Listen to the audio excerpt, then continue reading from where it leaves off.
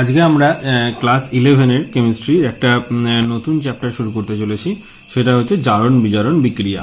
জারণ বিজারণ বিক্রিয়া তোমরা মাধ্যমিকে অলরেডি কিছুটা পরিচিত এই কথাগুলোর সঙ্গে। তো জারণ বিজারণ বিক্রিয়া নিয়ে এই চ্যাপ্টারটাতে আমরা ডিটেলসে একটু আলোচনা করব। তো রাসায়নিক বিক্রিয়াগুলোকে সাধারণত তাদের গতি প্রকৃতি অনুযায়ী দুটো ভাগে ভাগ করা হয়, এবং একটা জারণ বিক্রিয়া, একটা বিজারণ বিক্রিয়া। তো আমরা চলো দেখে নিই যে জারণ বিক্রিয়া কাকে বলে, বিজারণ বিক্রিয়া কাকে বলে। তো প্রথমে আমি এখানে লিখি জারণ বিক্রিয়া।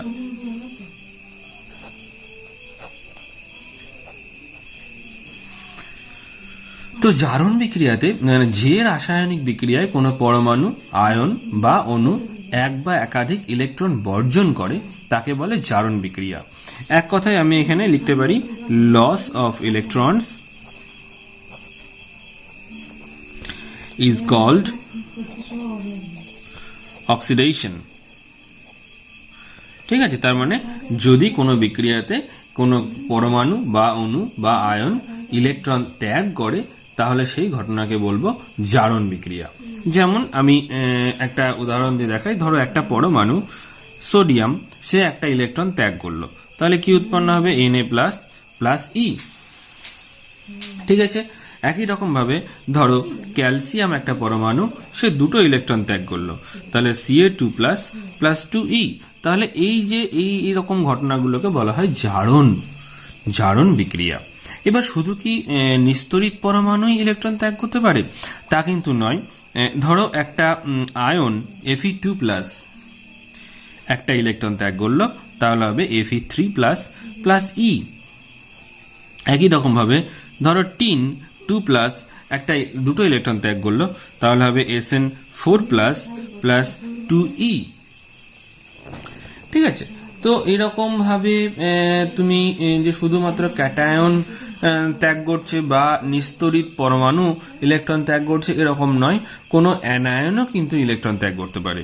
যেমন ধরো 2I- দুটো ইলেকট্রন ত্যাগ করে আয়োডিন গ্যাস এবং 2E এটা উৎপন্ন করে। একই রকম ভাবে 2Br- ইলেকট্রন ত্যাগ করে Br2+2E হবে। ঠিক আছে, so all these reactions are oxidation. জারণ বিক্রিয়া ইংরেজি হচ্ছে অক্সিডেশন রিঅ্যাকশন। ঠিক আছে, তাহলে একটা আইডিয়া করতে পারলে যে জারণ বিক্রিয়া কাকে বলে। নেক্সট হচ্ছে বিজারণ বিক্রিয়া।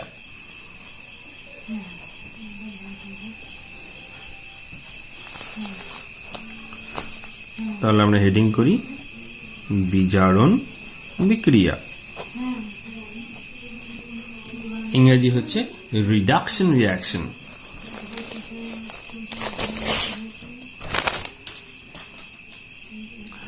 তো রিডাকশন রিঅ্যাকশন হচ্ছে সেই বিক্রিয়া যে রাসায়নিক বিক্রিয়ায় কোনো পরমাণু, আয়ন বা অণু ইলেকট্রন গ্রহণ করে তাকে বলে বিজারণ বিক্রিয়া। তাহলে আমি এখানে লিখতে পারি গেইন অফ ইলেকট্রনস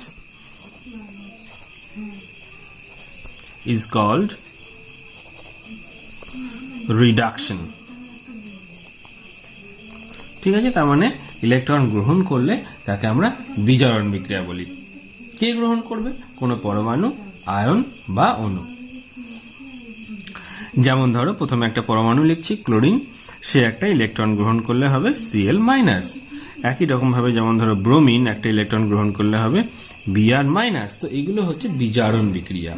একই রকম ভাবে যদি একটা ক্যাটায়ন H+ ইলেকট্রন গ্রহণ করে তাহলেও কিন্তু সেটাকে বলে বিজারণ বিক্রিয়া। যেমন ধরো হাইড্রোজেন, তারপরে ধরো আয়রন Fe2+ দুটো ইলেকট্রন গ্রহণ করে Fe পরমাণুতে পরিণত হলো। একই রকম ভাবে কোনো অণু, যেমন ধরো Cl2 ক্লোরিন অণু, আবার দুটো ইলেকট্রন গ্রহণ করে 2Cl- হচ্ছে, তাহলে এটাও বিজারণ বিক্রিয়া। ঠিক আছে, তো তাহলে আরেকটা উদাহরণ দিই তোমাদের। যেমন ধরো অক্সিজেন O2, তার সঙ্গে 4H++4E উৎপন্ন হবে 2H2O। ঠিক আছে, তো এখানেও দেখো এই যে 4H+ চারটে ইলেকট্রন গ্রহণ করে এখানে জল হয়েছে, তো এটাও একটা বিজারণ বিক্রিয়া। ঠিক আছে, তাহলে জারণ বিক্রিয়া বিজারণ বিক্রিয়া সম্বন্ধে তোমাদের একটা বেসিক কনসেপ্টস আশা করি তৈরি হলো। এবার আমরা দেখব ইলেকট্রনীয় মতবাদ অনুসারে জারক দ্রব্য কাকে বলে এবং বিজারক দ্রব্য কাকে বলে। তো তাহলে চলো প্রথমে হেডিং করি জারক দ্রব্য। এর ইংরেজি হচ্ছে অক্সিডেন্ট। ক্লিয়ার? তো অক্সিডেন্ট কাকে বলে? বলছে জারণ বিজারণ বিক্রিয়ায় যে পদার্থ ইলেকট্রন গ্রহণ করে নিজে বিজারিত হয় এবং অপর কোনো পদার্থকে জারিত করে তাকে জারক দ্রব্য বলে। অর্থাৎ নিজে বিজারিত হবে, অপর পদার্থকে জারিত করবে, তাকে জারক দ্রব্য বলে। আর ঠিক এর উল্টোটা হচ্ছে বিজারক দ্রব্য।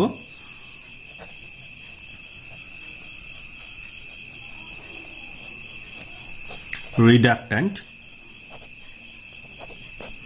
রিডাক্ট্যান্ট হচ্ছে জারণ বিজারণ বিক্রিয়ায় যে পদার্থ ইলেকট্রন বর্জন করে নিজে জারিত হয় এবং অপর কোনো পদার্থকে বিজারিত করতে সাহায্য করে তাকে বিজারক দ্রব্য বলে।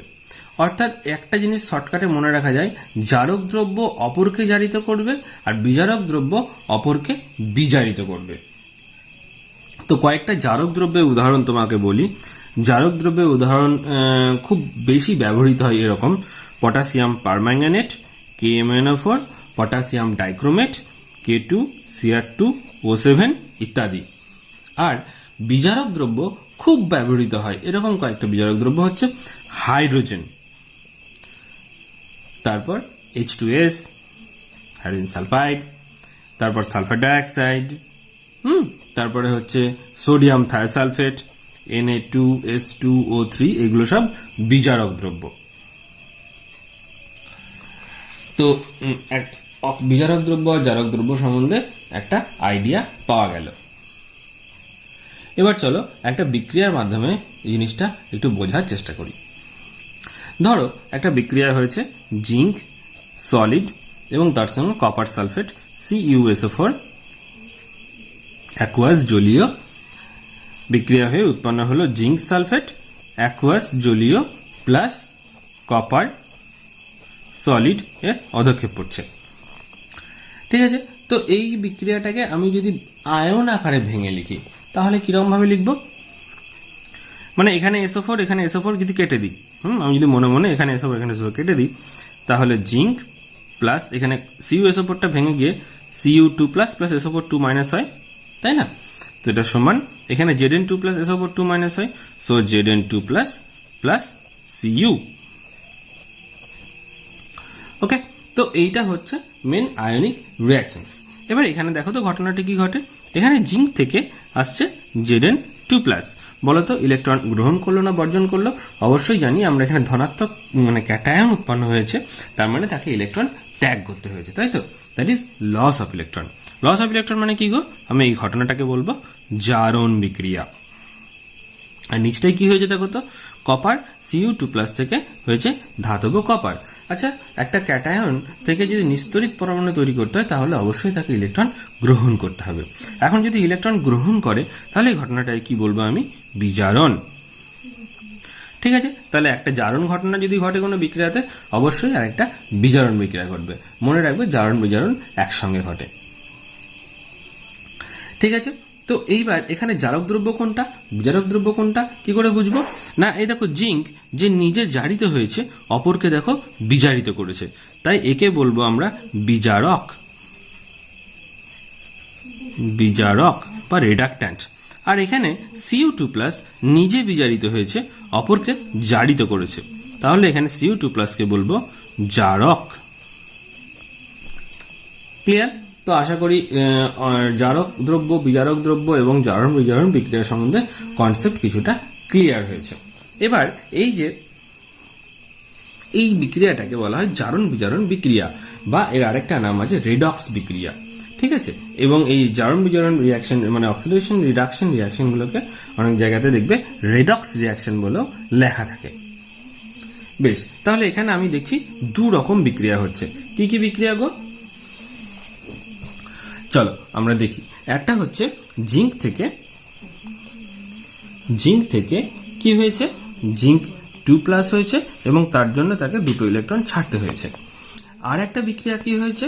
Cu2 প্লাস ছিল, তাকে দুটো ইলেকট্রন গ্রহণ করতে হয়েছে, দিয়ে হয়েছে ধাতব কপার, তাই তো। তো এখানে দু রকম বিক্রিয়া হয়েছে। প্রথমটা হচ্ছে লস অফ ইলেকট্রন, সো এটাকে বলা হয় জারণ অর্ধ বিক্রিয়া। এটা হচ্ছে জারণ অর্ধ বিক্রিয়া, আর এটা হচ্ছে বিজারণ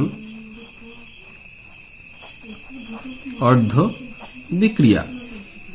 ঠিক আছে, তো এটাকে বলে জারণ অর্ধ বিক্রিয়া, এটা হচ্ছে বিজারণ অর্ধ বিক্রিয়া। এখন দুটো অর্ধ বিক্রিয়াকে যদি তুমি জুড়ে দাও, 2e কেটে যাবে, তাহলে Zn প্লাস Cu2 প্লাস থেকে হচ্ছে Cu প্লাস Zn2 প্লাস, এইটাকে বলা হয় কোষ বিক্রিয়া বা জারণ বিজারণ বিক্রিয়া। ঠিক আছে, তো নেক্সট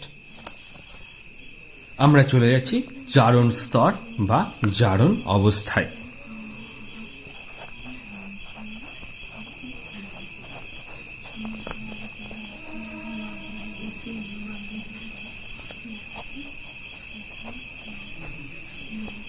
ইংরেজি হচ্ছে অক্সিডেশন স্টেট। তো জারণ স্তর বা জারণ অবস্থা ইংরেজি হচ্ছে অক্সিডেশন স্টেট। দেখো এই জিনিসটা কি রকম না, যৌগের মধ্যে, কোনো যৌগের মধ্যে একটা মৌলের পরমাণু জারণ বা বিজারণের যে অবস্থায় থাকে, সেই অবস্থাকে ওই যৌগের মধ্যে মৌলটির জারণ স্তর বা জারণ অবস্থা বলে। সংজ্ঞাটা তোমরা বই থেকে পেয়ে যাবে। এবার আমি একটা উদাহরণ দিয়ে তোমাদেরকে বোঝানোর চেষ্টা করি। তো যেমন ধরো জিঙ্ক ক্লোরাইড ZnCl2। এখন এইখানে দেখো এই যৌগটা গঠন করার জন্য জিঙ্ক পরমাণুকে দুটো ইলেকট্রন বর্জন করে কি করতে হয়েছে, প্রথমে Zn2+ হতে হয়েছে, আর ক্লোরিনকে, দুটো ক্লোরিন আছে, দুটো ক্লোরিন একটা করে ইলেকট্রন গ্রহণ করে 2Cl- হতে হয়েছে। এবং তারপরে এই Zn2+ এবং 2Cl- এই দুটো, এই যে আয়নগুলো পরস্পর আয়নিক বন্ধনের মাধ্যমে বা তড়িৎযোজী বন্ধনের মাধ্যমে যুক্ত হয়ে জিঙ্ক ক্লোরাইড যৌগটা গঠন করেছে। কেমন? তো তাহলে এখানে এই যৌগটাতে জিঙ্কের স্টেট কত হলো? +2। জিঙ্ক এখানে +2 স্তরে আছে, আর ক্লোরিন কততে আছে? -1 স্তরে আছে। কারণ দুটো ক্লোরিন আছে, দেখো 2- এখানে 2+ দুটোকে যোগ করলে +2 কেটে গিয়ে ইলেকট্রিক্যালি নিউট্রাল নিস্তড়িত জিঙ্ক ক্লোরাইড তৈরি হবে। ঠিক আছে, তো জারণ স্তর বা জারণ অবস্থা ব্যাপারটা এরকম। তো এইবার এইটাকে ডিনোট করার জন্য কিভাবে আমরা এই জারণ সংখ্যা বা জারণ অবস্থাটা বের করব, তার জন্য একটা পদ্ধতি বের করা হলো, সেটাকে বলে জারণ সংখ্যা। নেক্সট আমরা পড়ব জারণ সংখ্যা। বলছে যৌগের মধ্যে কোনো মৌলের জারণ সংখ্যা হলো একটি নির্দিষ্ট সংখ্যা যা মৌলটির পরমাণুকে মুক্ত অবস্থায় থেকে যৌগের অণুর মধ্যে যে অবস্থায় আছে সেই অবস্থায় পরিণত করতে কি পরিমাণ জারণ বা বিজারণের প্রয়োজন হয়েছে তা নির্দেশ করে। অর্থাৎ জারণ সংখ্যা হচ্ছে এমন একটা সংখ্যা যেটা, ধরো জিঙ্ক এখানে ছিল মুক্ত অবস্থায়, তাহলে মুক্ত অবস্থায় জারণ সংখ্যা 0 হবে, এবং Zn এখানে 2+ আয়ন, তার মানে এখানে হবে +2 জারণ সংখ্যা। তাহলে জারণ সংখ্যা হচ্ছে কি না, সে কোন অবস্থায় আছে সেই অবস্থাটাকে নির্দেশ করে। যেমন ধরো নর্মাল সোডিয়াম হবে 0, কিন্তু Na+ যখন হবে তখন তার জারণ সংখ্যা হবে +1। ঠিক আছে, তো চলো জারণ সংখ্যা বের করার বেশ কিছু নিয়ম আছে, আমরা সেই নিয়মগুলো একটু দেখে নিই, তারপরে আমরা কিভাবে জারণ সংখ্যা বের করতে হয় সেটা দেখব।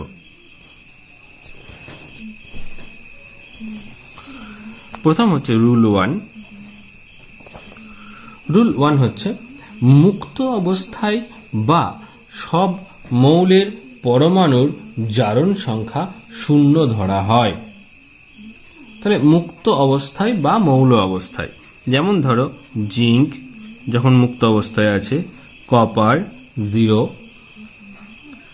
সোডিয়াম 0, তারপরে একটা অণু ধরো হাইড্রোজেন গ্যাস হয়ে আছে 0, তারপরে ধরো ক্লোরিন গ্যাস হয়ে আছে 0, অক্সিজেন 0,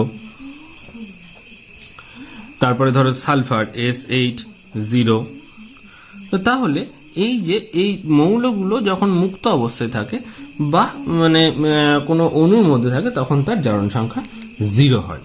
আচ্ছা, নেক্সট হচ্ছে রুল 2। রুল 2 হচ্ছে আয়নীয় যৌগের মধ্যে এক পরমাণুক আয়নের জারণ সংখ্যা আয়নটির আধানের সমান হয়। অর্থাৎ যদি আয়নটা এক পরমাণুক হয়, যেমন Fe2+, এক পরমাণুক একটা ক্যাটায়ন, তাহলে বলছে সেক্ষেত্রে তার জারণ সংখ্যা এই আধানটা সমান হয়, তার মানে +2। তারপরে ধরো Cl-, তাহলে -1। তারপরে ধরো কপার 2+, তার মানে +2, অনেকটা এরকম। নেক্সট হচ্ছে রুল 3। বলছে বহু পরমাণুক আয়নে উপস্থিত সব পরমাণুর জারণ সংখ্যার সমষ্টি আয়নটির আধানের সমান হয়। এটা কিরকম, আমি একটু উদাহরণ দিয়ে বোঝানোর চেষ্টা করি। তোমরা খাতায় নিয়মগুলো পরপর করে লিখে রাখবে। Cr2O7 2-। তো এখানে বলছে যে এই পুরো যে আয়নটা আছে তার আধান হচ্ছে 2-। ঠিক আছে, তো তাহলে বলছে কি না, এর যে জারণ সংখ্যা এবং এর জারণ সংখ্যা দুটো সমষ্টি করলে অবশ্যই এই আধানটার সমান হবে। যেমন দেখো, অক্সিজেনের জেনারেলি এখানে -2 ধরা হয়, তাহলে এখানে যদি -2 ধরি এবং ক্রোমিয়ামটা ধরো x করলাম, তাহলে কি হবে বলতো, এখানে দুটো ক্রোমিয়াম আছে, দ্যাট ইজ 2x প্লাস 7টা -2 আছে, তাহলে -2 সমান 2 মানে এটা ব্যাক ক্যালকুলেশন করা হয়, তাহলে x সমান কত হবে, তাহলে 2x - 14 সমান -2, তার মানে ওইদিকে গেলে 12 হবে, তাহলে x সমান কত বাড়বে, +6, তার মানে এখানে +6 হবে ক্রোমিয়াম। এবং তার মানে কি হলো না, এই +6 6 দুগুণে 12 আর 7 দুগুণে -14, মানে যোগ বিয়োগ করলে -2 আসছে, তো এইটা হচ্ছে সেই -2।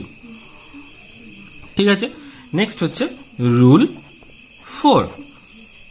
রুল 4 বলছে সমযোজী যৌগের অণুতে উপস্থিত পরমাণুগুলির জারণ সংখ্যা কিভাবে নির্ণয় করতে হয়। তো এবং সেখানে দেখা যাচ্ছে যে কোনো পরমাণুর মানে কোনো যৌগের গঠনকারী পরমাণুগুলির মোট জারণ সংখ্যার সমষ্টি 0 হয়।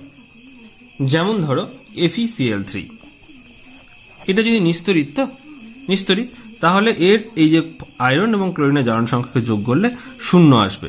এই জন্য ক্লোরিন এখানে -1 হয় এবং Feটা +3 হয়। অর্থাৎ যদি নিস্তড়িত থাকে কোনো যৌগ তাহলে তার জারণ সংখ্যার সমষ্টি হয় 0। তাহলে এখানে আয়রন যদি +3 হয়, এখানে -1 করে 3টা আছে, তাহলে -3 +3 কাটলে 0 হয়ে যাবে। অ্যাকচুয়ালি যেটা এখানে রুল 4 বলে আছে ওটা খুব একটা কাজে লাগে না, ওই সমযোজী যৌগের ক্ষেত্রে অ্যাকচুয়ালি রুল 5টা আমরা পড়ব, যার বীজগণিতিক সমষ্টিটা 0 হয়। নেক্সট হচ্ছে রুল 6। রুল 6 হচ্ছে হাইড্রোজেন ঘটিত যৌগের ক্ষেত্রে জারণ সংখ্যা। এখানে একটু ভাগ ভাগ করে আমরা দেখি। 1 নম্বর হচ্ছে ধাতব হাইড্রাইড যৌগে।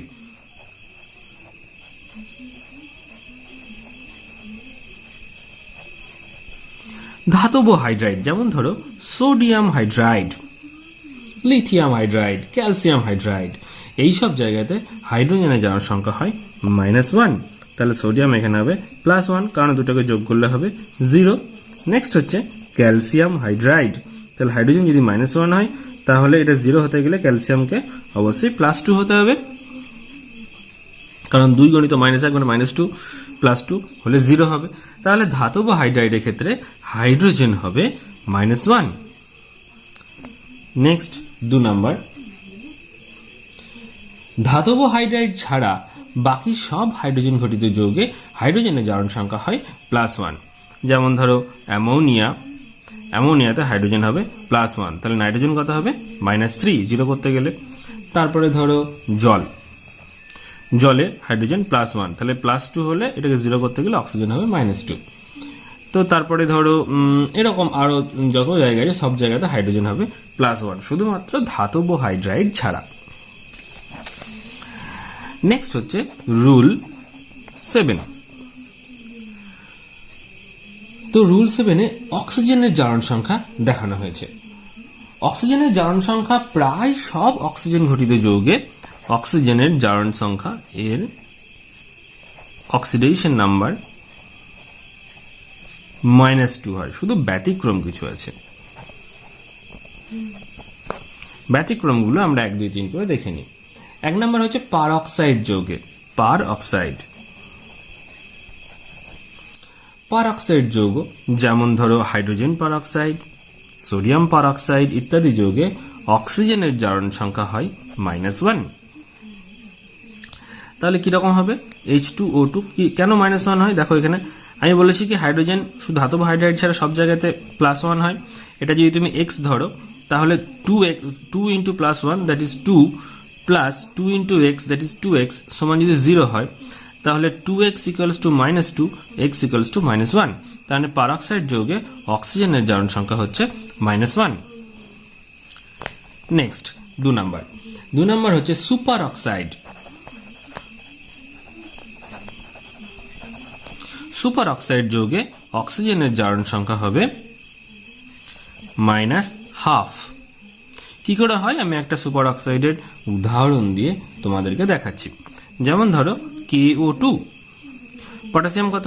+1, কারণ K প্লাস হয়, সোডিয়াম যেমন Na+ হয়, আর এটা ধরো আমি x ধরলাম, তাহলে এটা সমান তো 0 হবে, তাহলে +1 + 2x সমান 0, তাহলে 2x সমান -1, x সমান -1/2। তাহলে সুপার অক্সাইডের ক্ষেত্রে অক্সিজেন হলো -1/2। এবং আরেকটি ব্যতিক্রম আছে, সেটা হচ্ছে ফ্লুরিনের সঙ্গে যৌগ F2O। মনে রাখবে ফ্লুরিন সর্বদা -1 হয়। তাহলে এটা যদি -1 হয় তাহলে এটা x ধরো, তাহলে -2 + x সমান 0, x সমান +2। তাহলে ফ্লোরিন ঘটিত অক্সাইড যেটা F2O যৌগ, সেখানে অক্সিজেন হয়ে যায় +2। তাহলে আবার একবার সাম আপ করি, অক্সিজেন জেনারেলি -2 হয়, পারঅক্সাইড হলে -1 হয়, সুপার অক্সাইড হলে -1/2 হয়, এবং F2O যৌগে +2 হয়। এবার নেক্সট রুল 8 হচ্ছে ফ্লুরিন ঘটিত সব যৌগে ফ্লুরিনের জারণ সংখ্যা সর্বদা -1 হয়। ফ্লুরিনের জারণ সংখ্যা সর্বদা -1 হয়। ঠিক আছে, এটা হচ্ছে রুল 8। এবার চলো আমরা দেখি রুল 9। রুল 9 বলছে কিছু মৌল আছে যাদের জারণ সংখ্যা সর্বদা স্থির, যেমন ক্ষার ধাতুগুলোর ক্ষেত্রে লিথিয়াম, সোডিয়াম, পটাশিয়াম, রুবিডিয়াম, এদের জারণ সংখ্যা সবসময় +1 হয়। আবার যেমন ধরো গ্রুপ 2 যে এলিমেন্টগুলো আছে পর্যায় সারণী গ্রুপ 2-তে, মানে এখানে যেমন ধরো লিথিয়াম, সোডিয়াম, এই যে গ্রুপটা আছে সবসময় +1 হয়। গ্রুপ 2 তে কে আছে গো? বেরিলিয়াম, ম্যাগনেসিয়াম, হ্যাঁ, তারপরে আছে ক্যালসিয়াম, স্ট্রংসিয়াম, হ্যাঁ, বেরিলিয়াম, তারপর বেরিয়াম, রেডিয়াম, এদের জারণ সংখ্যা হয় সর্বদা +2। ঠিক আছে, আবার অ্যালুমিনিয়াম, এটা হয় সবসময় +3। ঠিক আছে, তো এইটা হচ্ছে রুল 9। তো আমরা লাস্ট দুটো রুল আছে সেই দুটো চলে যাই। একটা হচ্ছে রুল 10। রুল 10তে বলছে কোনো মৌলের সর্বোচ্চ জারণ সংখ্যা পর্যায় সারণীতে উক্ত মৌলের শ্রেণী সংখ্যা বা গ্রুপ নাম্বারের বেশি হতে পারে না। অর্থাৎ যে 1 নম্বর গ্রুপে আছে তার সর্বোচ্চ জারণ সংখ্যা হবে +1, যে 2 নম্বরে আছে তার +2 হবে, যার 3 নম্বরে আছে +3 হবে, তার বেশি সে হতে পারবে না। আর নেক্সট হচ্ছে রুল 11, মূলকের জারণ সংখ্যা। মূলকের জারণ সংখ্যা কেমন হয় আমি একটু বলে দিই। ধরো SO4 সালফেট 2-, ঠিক আছে, তো SO4- এর জারণ সংখ্যা হবে -2। তারপর NO3- এর জারণ সংখ্যা হবে -1। তারপরে NO2- এর জারণ সংখ্যা হবে -1। এটা খেয়াল করে দেখো চার্জটা যা হচ্ছে সেটাই এর জারণ সংখ্যা হচ্ছে। যেমন ধরো OH- -1, PO4 3- ফসফেট আয়ন এর -3। তারপর OCl- খুব ইম্পর্টেন্ট এটা, -1। একই রকম ভাবে CN- এরকম দেখবে একটা ছক করা আছে বইয়ে, ওই ছকটা একটু তোমরা মনে রাখার চেষ্টা করবে। তো এতক্ষণ ধরে আমরা কি দেখছিলাম না, এতক্ষণ ধরে দেখছিলাম যে কোনো মৌলের বা আয়নের বা মূলকের জারণ সংখ্যা কিভাবে বের করা যায় এবং সেই সংক্রান্ত কি কি নিয়ম আছে। এবার চলো আমরা যে এই 11টা রুল পড়লাম সেটা অ্যাপ্লিকেশন করি, তাহলেই বুঝতে পারবো যে এগুলো কেন পড়লাম এবং কিভাবে জারণ সংখ্যা নির্ণয় করা যায়। চলো, 1 নাম্বার প্রথমেই হচ্ছে H2SO4। তোমাকে পরীক্ষা হলে কিন্তু এরকমই কোশ্চেনগুলো দেয় যে H2SO4 এর এস এর মাথায় স্টার দিয়ে দিল, দিয়ে বললো তারকা চিহ্নিত মৌলটির জারণ সংখ্যা নির্ণয় করো। তুমি কি করবে, সালফারের জারণ সংখ্যা x ধরে নেবে, ঠিক আছে। এবার হাইড্রোজেন কি বলেছি, হাইড্রাইড ছাড়া সব জায়গাতেই +1 হয়, আর অক্সিজেন কি হয়, -2 হয়। তাহলে অক্সিজেনের মাথায় লিখবে -2 আর হাইড্রোজেনের মাথায় লিখবে +1। এবার শুধু সিম্পল বীজগাণিতিক ক্যালকুলেশন, আর কিছু না। দুটো হাইড্রোজেন আছে, তাহলে 2 × +1 প্লাস একটা সালফার আছে, তাহলে +x প্লাস 4টে অক্সিজেন আছে, তাহলে 4 × -2 সমান 0, কারণ হচ্ছে এই ওভারঅল এই যৌগটার কোনো চার্জ নেই, তাই ওটা 0। এবার কি হবে তাহলে, 2 + 4 - 8 2 + x - 8 সমান 0, তাহলে x সমান কত হবে, +6। তাহলে এখানে সালফারের জারণ সংখ্যা হবে +6। তাহলে এখানে লিখলে সালফারের জারণ সংখ্যা হবে +6। খুব সহজ না? যদি কোনো বুঝতে অসুবিধা হয় ভিডিওটা আরেকবার ব্যাক করে দেখে নাও। নেক্সট হচ্ছে KClO4। KClO4 এ তোমাকে বললো ক্লোরিনের জারণ সংখ্যা বোঝাও। তাহলে ক্লোরিনটাকে তুমি প্রথমে x ধরবে। পটাশিয়াম কত গো, পটাশিয়াম +1, কারণ K প্লাস হয়, আর অক্সিজেন বলেছি -2, তাহলে পটাশিয়াম কটা আছে, একটা, প্লাস ক্লোরিন কটা আছে, একটা, অক্সিজেন কটা আছে, 4টে, সমান 0। তাহলে এখানে -6 + 1, তাহলে +1 + x -6 সমান 0। তাহলে কত হবে, x সমান +5, না সরি 4 × 2 = 8, তো এটা 8 হবে। তাহলে 1 বাদ দিলে হবে +7। তাহলে এখানে বলে দেবে তুমি ক্লোরিনের জারণ সংখ্যা এখানে +7। অবশ্যই এই প্লাস চিহ্নটা ইউজ করবে, শুধু 7 বলবে না, প্লাস মাইনাস চিহ্নটা দিয়ে এখানে বোঝানো হয়। নেক্সট একটা খুব ইন্টারেস্টিং তোমাদেরকে দেখানোর চেষ্টা করছি, সেটা হচ্ছে NH4NO3। তোমাকে বললো যে এখানে দুটো নাইট্রোজেন আছে, এই দুটো নাইট্রোজেনের জারণ সংখ্যা বের করো। তুমি কি করবে, তাহলে এটাকেও x ধরবে, এটাকেও x ধরবে না, তখন এই দুটোকে আলাদা করে করবে। কীরকম না, এইটা দেখবে যখনই এরকম দেবে তখন দেখবে এটা আয়নীয় যৌগ হয় এবং এটা দুটো ভাগে ভেঙে যায়। তুমি এবার এই যে মূলক দুটো বেরোলো, এখানে আলাদা আলাদা করে নাইট্রোজেনের জারণ সংখ্যা বের করো। আমি প্রথমে NH4+ এর ক্ষেত্রে নাইট্রোজেনের জারণ সংখ্যা বের করছি। তো এই যৌগে নাইট্রোজেনকে x ধরলাম, হাইড্রোজেন কত, +1, তাহলে x + 4 × +1 সমান চার্জের সঙ্গে সমান কত আছে, প্লাস আছে, দ্যাট ইজ +1। তাহলে x + 4 সমান +1, x সমান +1 - 4, দ্যাট ইজ -3। তার মানে তুমি এরকমভাবে লিখবে যে NH4+ এই মূলকে নাইট্রোজেনের জারণ সংখ্যা -3 হলো। এবার তুমি পাশে করবে NO3 মাইনাস, এখানে x ধরবে -2, তাহলে কি হবে গো না, x প্লাস 3 × -2 সমান -1, কারণ চার্জ আছে মাইনাস। তাহলে x -6 সমান -1, তাহলে x সমান কত হবে গো, +5। তুমি যদি x মিলিয়ে যায় তুমি এটাকে y ও ধরতে পারো, তাহলে y করো, তাহলে এখানে +5 হবে। তাহলে বলবে NO3 ক্ষেত্রে এখানে নাইট্রোজেনের জারণ সংখ্যা হচ্ছে +5। তো এইভাবে এগুলো বের করতে হয়। আরেকটা তোমাদের দেখিয়ে দিই, আরেকটা ইন্টারেস্টিং, এরকম তোমরা বাড়িতে প্র্যাকটিস করবে, বইয়ে দেখবে এরকম প্রচুর দেওয়া আছে। নেক্সট হচ্ছে আমরা ব্লিচিং পাউডারের ক্লোরিনের জারণ সংখ্যা বের করব। ব্লিচিং পাউডারের সংকেত হচ্ছে CaOClCl, এবং এটাও দেখো তড়িৎদ্যুতির মাধ্যমে ভেঙে যায়। কীরকম ভাঙে, Ca2+ হয়, প্লাস OCl- হয়, প্লাস Cl- হয়।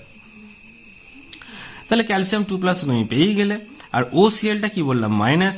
তাহলে আমি প্রথমে এই ক্লোরিনটাকে x ধরছি, তাহলে ক্যালসিয়ামের জন্য +2 প্লাস OCl পুরোটার জন্য কত, -1 প্লাস এক্স সমান 0। তাহলে কত হচ্ছে 2 - 1 প্লাস এক্স, তাই না? তাহলে এক্স এর মান কত আসবে গো? এক্স এর মান আসবে +1, না এটা হচ্ছে +2 - 1 সমান প্লাস এক্স সমান 0। তাহলে হচ্ছে এখানে +1 প্লাস এক্স সমান 0, এক্স সমান -1। তাহলে এই ক্লোরিনটা আসছে -1, ঠিক আছে। আর হচ্ছে OCl মাইনাস, OCl মাইনাসের ক্ষেত্রে এইটা সমান কত, -1, কারণ চার্জ তো হচ্ছে -1। তো এখানে অক্সিজেন কত, -2, আমি এটাকে y ধরে নিচ্ছি। তাহলে -2 প্লাস ওয়াই সমান -1, তাহলে y সমান +2 - 1 সমান +1। তাহলে তুমি কীভাবে লিখবে, যে এখানে যে Cl মাইনাস আছে সেখানে ক্লোরিনের জারণ সংখ্যা হচ্ছে -1, অর্থাৎ এইটার উপর তুমি লিখবে -1 আর এইটার উপর লিখবে তুমি +1, ঠিক আছে। তো এইভাবে তুমি বইয়ে দেখবে, এখানে বইয়ে OCl মাইনাস, হ্যাঁ, এখানে KMnO4, H4P2O7, FeCO5, K4FeCN6, এই যেগুলো বাকি আছে, যেগুলো আমি করলাম না, সেগুলো তুমি বাড়িতে করবে। আর পরের দিন আমি এই জারণ সংখ্যা নির্ণয়ে কয়েকটি ব্যতিক্রম আছে, এই ব্যতিক্রমগুলো তোমাদেরকে করাবো, ঠিক আছে। তো আমি যে কয়েকটা করলাম না ব্যতিক্রমের আগে পর্যন্ত, সেগুলো তোমরা বাড়িতে প্র্যাকটিস করবে। তার সঙ্গে আমি যেগুলো করালাম খাতাতে, সেগুলো তোমরা বাড়িতে প্র্যাকটিস করবে, ঠিক আছে। তো আমরা আজকে দেখলাম জারণ বিক্রিয়া কাকে বলে, বিজারণ বিক্রিয়া কাকে বলে, জারক দ্রব্য কি, বিজারক দ্রব্য কি, জারণ বিজারণ বিক্রিয়া বা রেডক্স রিঅ্যাকশন কাকে বলে, জারণ স্তর কীভাবে বের, এবং জারণ স্তর বলতে কি বোঝায়, এবং জারণ সংখ্যা কীভাবে বের করতে হয় সেই সংক্রান্ত কি নিয়মাবলী আছে, এবং সেখান থেকে কিভাবে আমরা কোনো যৌগের মধ্যস্থিত কোনো একটা মৌলের জারণ সংখ্যা আমরা কিভাবে নির্ণয় করতে পারি। এবং এটা খুব ইম্পর্ট্যান্ট, ক্লাস 12-এ কিন্তু এগুলো মুখে মুখে করতে হবে, অর্থাৎ তোমরা এগুলো এত পরিমাণেই প্র্যাকটিস করো যে তোমাকে যদি বলি KClO4 এখানে ক্লোরিনের জারণ সংখ্যা কত গো, তুমি সঙ্গে সঙ্গে বলে দেবে +7। মানে এই যে এক্স ধরে ক্যালকুলেশন করছি, তো এইটা যেন 12-এর যখন চ্যাপ্টার পড়বো আমরা, তখন যেন তোমাকে বলতে, ও স্যার ভেবে দেখি তাহলে এক্স ধরে করে একবার দেখি কি হচ্ছে, এই জায়গায় যেন তোমরা না থাকো। এই রকম ভাবে তুমি প্র্যাকটিস করো। এখানে অনুশীলনীতেও আরও মৌল দেওয়া আছে, আরও যৌগ দেওয়া আছে, সেগুলোও তোমরা প্র্যাকটিস করতে পারো। তো আমি এটা কেন করাচ্ছি, কারণ হচ্ছে এটা ক্লাস 12-এ জারণ সংখ্যা কত, এই যৌগের জারণ সংখ্যা কত, ওই যৌগে ওই পরমাণুর জারণ সংখ্যা কত, এইগুলো আমার বিভিন্ন জায়গায় লাগবে। তো সেখানে এই পদ্ধতিটা ভালো করে রপ্ত করে রাখো, কারণ এটা আমার প্রচুর কাজে লাগবে ক্লাস 12-এ। আজকে এই পর্যন্তই, এরপরে আমরা এই জারণ সংখ্যার ব্যতিক্রম থেকে বাকিটা পড়ব। ধন্যবাদ।